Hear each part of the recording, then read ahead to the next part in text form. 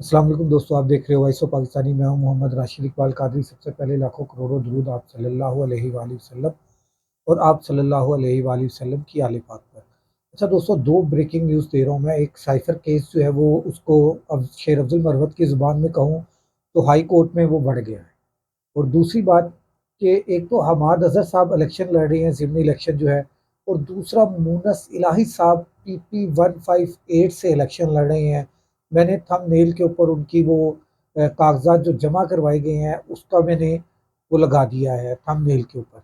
ये दोनों चीज़ें मैं तफसील आपको मैं बताता हूँ, मगर उससे पहले मैं चंद एक अहम रिमार्क्स साइफर केस के मुतालिक मैं बताता चलूँ कि साइफर केस के ऊपर जस्टिस साहब ने पूछा कि क्या साइफर केस ट्रायल जज को दिया गया पढ़ने के लिए या दिखाया गया? तो उन्होंने कहा जी नहीं।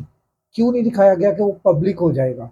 तो एक तरफ सलमान अकरम राजा साहब ने कहा कि एक तरफ तो ये कहते हैं कि साइफर को इमरान खान ने पब्लिक कर दिया है, और दूसरी तरफ ये जज को, फैसला सुनाने वाले जज को, ये साइफर केस ने साइफर जो है वो नहीं दिखाते, सिर्फ इस वजह से साथ में ये कहते हैं कि साइफर पब्लिक हो जाएगा। एक तरफ ये खुद कहते हैं पब्लिक हो चुका है, दूसरी तरफ ये खुद कहते हैं कि पब्लिक हो जाएगा। दूसरी बात कि साइफर केस के मुतालिक जो आज़म नियाज़ी साहब जो हैं, आज़म खान साहब जो हैं, उनका जो गवाही का बयान सामने आया है उसके अंदर भी बहुत सारी गलतियाँ हैं।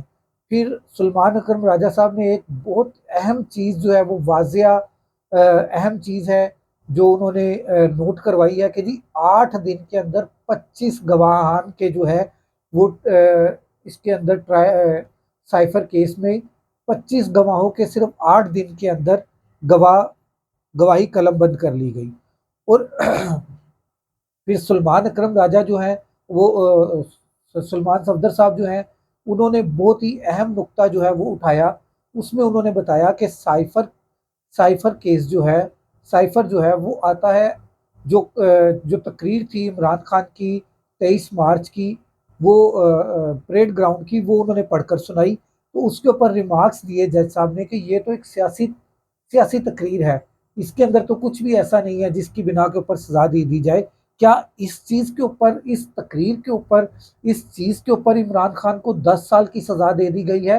और शाह महमूद कुरैशी साहब को भी क्या 4 लाइनें बोलने के ऊपर, जो एक सियासी बयान है, उसके ऊपर जो है उसको 10 साल की सजा दे दी गई है? तो आगे से सलमान सफदर साहब ने कहा जी, ये इन्हीं चीज़ों के ऊपर जो है वो दी गई है।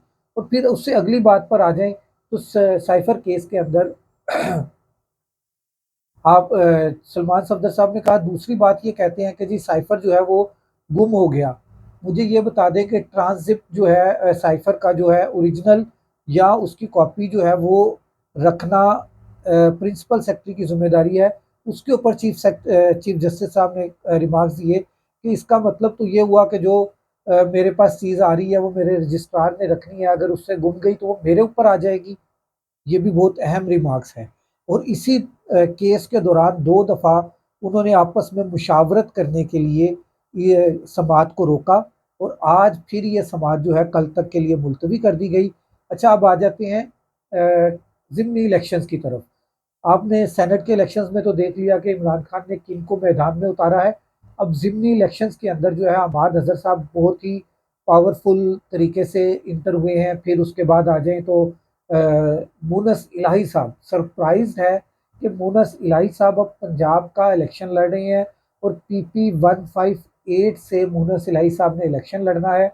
उन्होंने कागज़ात नामज़दगी जो है आरओ को जमा करवा दिए हैं, और अब देखते हैं कि उनके कागज़ात के ऊपर क्या एतराज़ात लगते हैं, क्या उनको इलेक्शन लड़ने की इजाज़त दी जाती है? अगर उनको इलेक्शन लड़ने की इजाज़त दी जाती है, तो क्या वो सीट जीत सकते हैं? हमारे सर्वेस तो कहते हैं कि मुनसलाही हो या कोई खंबा हो, इंतखाबी निशान बल्ला हो, चाहे आगे कोई खंबा हो, जीत जाएगा। अगले व्लॉग तक राशिद इकबाल कादरी को इजाज़त दीजिए। अल्लाह हाफ़िज़।